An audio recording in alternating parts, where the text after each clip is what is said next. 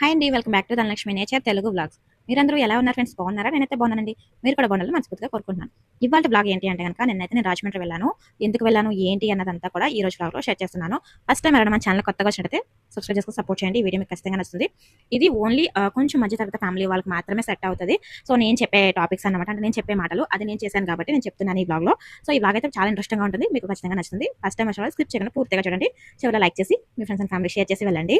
ఇంక లేట్ చేయొద్దు. వీడియోకి వెళ్ళిపోతే వచ్చేసేయండి. సో ఇప్పుడు ఏంటంటే కనుక నేను రాజమండ్రి ఎందుకు వెళ్ళాను ఏంటి అన్నదంతా కూడా ఈ వీడియోలో చెప్పట్లేదు ఇక్కడ మీకు. నేను రాఖీ పండుగ రోజు రివీల్ చేస్తాను ఎందుకు వెళ్ళాను అన్నది. సో ఏ పర్పస్ మీద వెళ్ళాను అన్నది మాత్రం చెప్తాను ఇప్పుడు ఈ వ్లాగ్‌లో. మధ్యతరగతి ఫ్యామిలీకి మాత్రం అని ఎందుకు అన్నాను అంటే గనక, సో ఏదైనా కొనాలి అంటే గనక సంవత్సరాలు తరబడి దాస్తూ ఉంటామండి. ఒక్కసారిగా పెట్టి కొనేంత స్తోమత ఉండదు మాకు. సో ఏదైనా కొనాలి, ఏదైనా చేయాలి అంటే కొంచెం ఆలోచించుకొని గ్యాప్ తీసుకొని చేస్తామన్నమాట. ఇలా ఎందుకు చెప్తున్నారు అంటే మధ్యతరగతి ఫ్యామిలీకి మాత్రమే తెలుస్తది అది. అది చిన్నదైనా, పెద్దదైనా ఏదైనా వస్తువు కొనాలి అన్నా, ఏదైనా ఇంటికి సంబంధించింది ఏదైనా చేయాలి అన్నా కూడా సంవత్సరాల తరబడి దాచుకున్నది ఒక్కసారిగా పెట్టయితే తీసుకుంటూ ఉంటాము. అలా ఏంటి మీరు ఏం తీసుకున్నారు ఇప్పుడు, అలా ఎన్ని సంవత్సరాల నుంచి దాసారని అనుకుంటున్నారు కదా. సో ఇప్పుడు నేను చెప్పను ఏం తీసుకున్నాను ఏంటి అన్నది.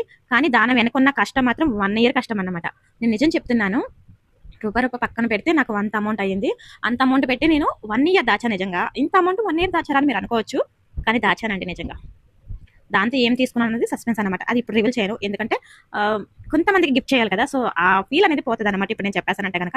సో దాని గురించి అయితే నిన్న మేము రాజమండ్రికి వెళ్ళాము, తీసుకున్నాము, వచ్చేసాము. కానీ ఏదైనా మీతో షేర్ చేసుకుంటాను కదా, అది మంచిగా చెడైనా సరే తప్పకుండా షేర్ చేసుకుంటాను. ఇప్పుడు మీకు షేర్ చేయట్లేదు ఎందుకంటే మీకు కూడా సస్పెన్స్గా ఉండాలి కాబట్టి. సో కొంచెం వెయిట్ చేయండి, చూపించేస్తాను. ఈలోగా నేనేం తీసుకున్నాను అని మాత్రం మీరు కామెంట్ చేసి చెప్పొచ్చు, గెస్ట్ చేసి చెప్పొచ్చు. ఓకేనా? అన్నట్టు మీరేమైనా తీసుకున్నారు ఈ మధ్యన నాతో షేర్ చేసుకోండి. అన్నీ నీతో షేర్ చేసుకోవాలంటే అలా నేనేం చెప్పట్లేదు. మీకు ఇష్టం ఉంటే షేర్ చేసుకోండి మాత్రం చెప్తున్నా.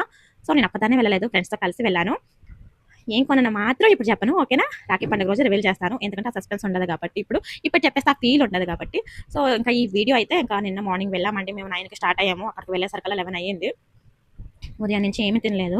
తినే అంత ఖాళీ లేదు నిజం చెప్పాలంటే. మేము బయటికి వెళ్ళాము, తిరిగి వచ్చేస్తున్నాం అని మాత్రమే అనుకుంటున్నారు మీరు. కానీ వెళ్ళిన తర్వాత ఎక్కడ గ్యాప్ తీసుకోకుండా నాన్ స్టాప్‌గా తిరుగుతూనే ఉంటున్నాం మేము. ఎందుకు తిరుగుతున్నాం? ఒక్కసారి వెళ్తే అయిపోయే పనిని 2, 3 సార్లు ఎందుకు వెళ్ళాలి? ఆ 2, 3 రోజులు పని ఎందుకు వేస్ట్ చేసుకోవాలి అని చెప్పేసి అంత కష్టపడుతున్నాం. కానీ మా కష్టాన్ని మీరు అర్థం చేసుకోవట్లేదు. ఉదయం అన్నీ మాకెందుకు చెప్తున్నారు అని మీరు అనుకోవచ్చు. లేదు, చెప్పాల్సిన పని లేదు. కానీ చెప్పాలి. ఎందుకంటే గనక ఎక్కడ వేస్ట్ చేయట్లేదు కాబట్టి టైం అనేది. చాలా మంది అనుకుంటారు వీళ్ళు ఉదయం వెళ్తే రాత్రికే వస్తారు అని చెప్పేసి. అలా ఎలా వస్తామండి? అక్కడ పని అయితేనే కదా మేము వచ్చేది. ఒకళ్ళమైతే అనుకోవచ్చు. నలుగురం 4 పనుల మీద వెళ్ళినప్పుడు 4 పనులు అయిన తర్వాతనే మేము రావాలి. నిన్న మీరు నమ్మినా నమ్మకపోయినా ఫుడ్ తినక నాకైతే చాలా నీరసం వచ్చేసింది. ఇంకా మాట్లాడడానికి కూడా మాటలు రావట్లేదన్నమాట. మా ఫ్రెండ్స్ జోకులు వేస్తున్నారు. కానీ నవ్వడానికి నా దగ్గర ఓపిక లేదు. అంత నీరసం వచ్చిందన్నమాట. సో ఎందుకు అంత నీరస పడిపోవాలి, తినొచ్చు కదా అని మీరు అనుకుంటారు. ఆ తినే టైంలో ఎక్కడ ఆ పని ఆగిపోతుందో, మళ్ళీ దానికి ఎక్స్ట్రా ఇంకా 1 గంట లేట్ అయిపోతుందేమో అని చెప్పేసి తినడం మానేసాం మేము. మీరు నమ్ముతారా? నమ్మరు కదా. సో ఇదే నిజమండి. సో లేడీస్ బయటికి వెళ్తున్నారు అంటే కనుక సో చాలా ఆలోచిస్తారండి. ఇన్ని ఆలోచిస్తే బయటికి వెళ్తారు ఒక మీతో అని అనుకుంటున్నాను. కానీ ఇప్పటికి కుదిరింది. చాలా విషయాలు ఉన్నాయి మీతో షేర్ చేసుకోవాలని, మీతో మాట్లాడాలని చాలా విషయాలే ఉన్నాయి.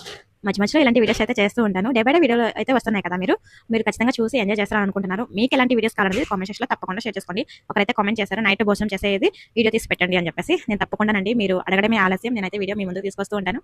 రేపు వచ్చే వీడియో అయితే అదే అవుతుంది.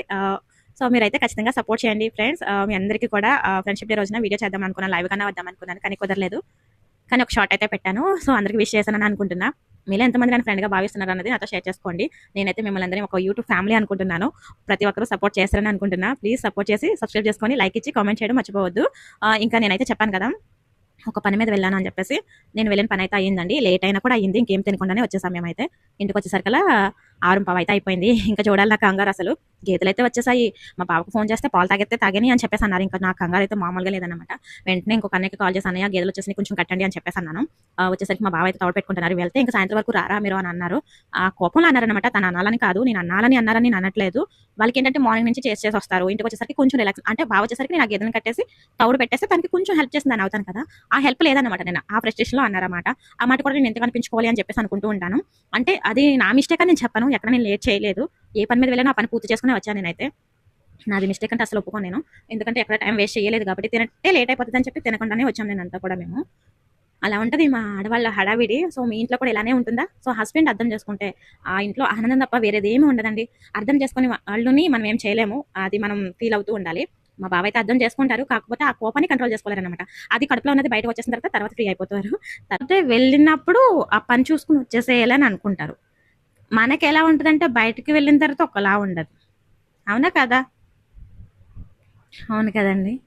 సో మా ఫ్రెండ్ వాళ్ళ అక్కాళ్ళు వచ్చారు. వాళ్ళకి గాజులు కొని ఇప్పించేసి వాళ్ళని పంపించేసి తర్వాత మా పని అన్నది మేము చూసుకున్నాం. ఏం పని చేసాము, ఏం తీసుకున్నాం అన్నది తర్వాత చెప్తాను. ఓకే. బాయ్.